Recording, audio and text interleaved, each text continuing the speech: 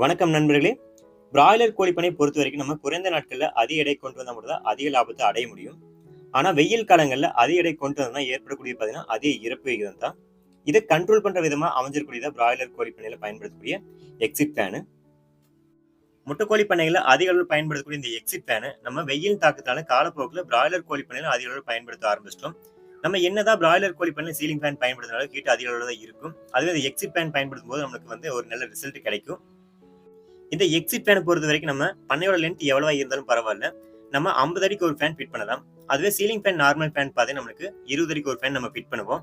அது மட்டும் இல்லாம நம்ம வெயில் காலங்களில் சீலிங் ஃபேன் பார்த்தீங்கன்னா நம்ம 20 நிமிஷம் ஓட விட்டா, இது ஒரு 10 நிமிஷம் ஓட விட்டாலே போதும். அதோட ரிசல்ட் இதுல கிடைக்கும்.